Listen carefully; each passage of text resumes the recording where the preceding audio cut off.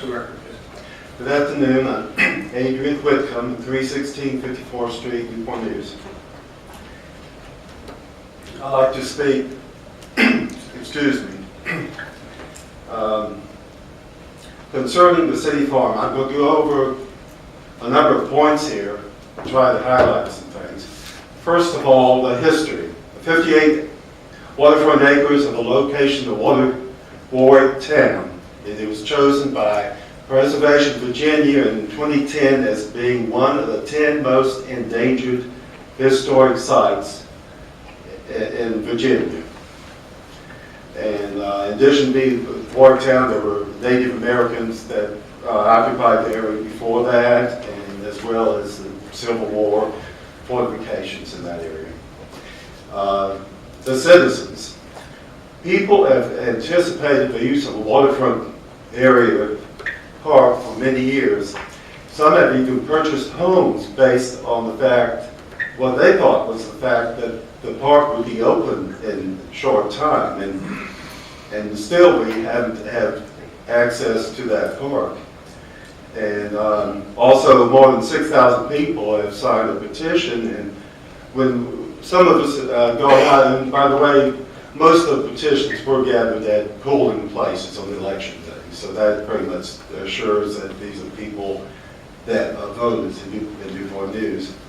But when you ask people, 90+% are willing to sign a petition.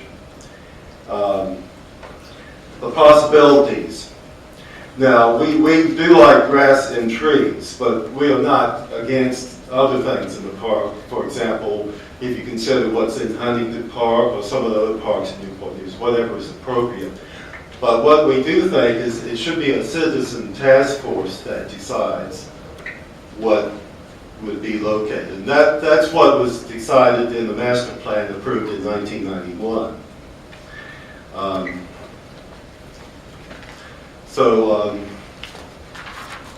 And I'm the one that gave you this. If you look at this right here, this was actually approved the year before the master plan. This is the master plan for the Deep Creek Mitchell area. And as you can see, they not only studied the city farm, they studied the neighborhoods around and looked at them and said some should be low density or medium density and so forth. And the park was the central feature of this plan.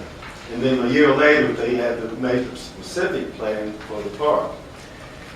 And as you can see, it goes all the way down to the water, the riverfront park, and they kept a number of sections as natural areas. So some of these areas are just suited to be kept in a natural state, and others could be more developed as a beach or expand the marina some, perhaps. So the process. A long, detailed process, two processes actually, with 1990 and 1991, included in coming up with these two plans. And we think those processes should be respected. We can talk about doing a study, but a study's already been done. And this study had the foresight to look into the future and see what the needs would be for this city. And we should not go back and say, well, we don't need that park anymore. This park will benefit everybody in the city.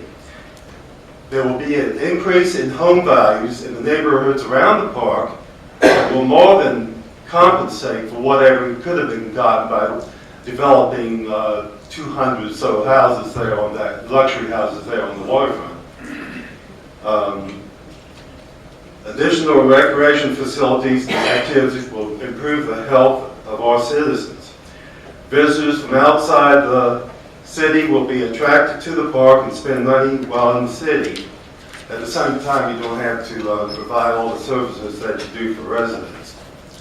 Now, another, of course, it would be attractive to businesses, new businesses moving to the area because they want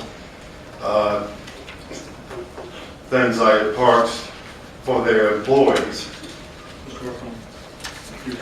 Okay. And I do want to point out these pictures are just a few. I got hundreds, actually thousands of photos.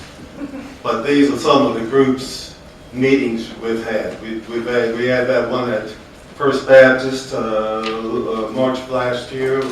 Close to 200 people came to that.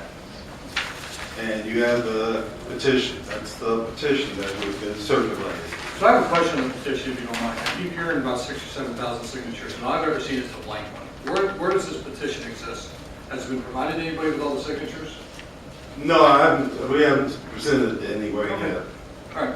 But we will go through the process and eliminate any duplicates, so we will try to get it as accurate as possible. Right. And I want to make one point that I've got to be courteous to the people behind you. We're getting late in the hour. but it was mentioned about residential or mixed use not being in the plan, but it's, if you look on page 139 of the draft plan, and it says something about, in parentheses, residential or mixed use, and as being an alternative for the city farm. So it's in there, and that should be taken out. Absolutely. It also talks about adding City Farm to Riverview Farm Park. Yeah. That's not true. It is part of Riverview Farm Okay, Park. it's 139, right? And the current one, I think that was what it was. On the chapter 5. All right, thank you. 139, yeah. All right, thank you very much. And,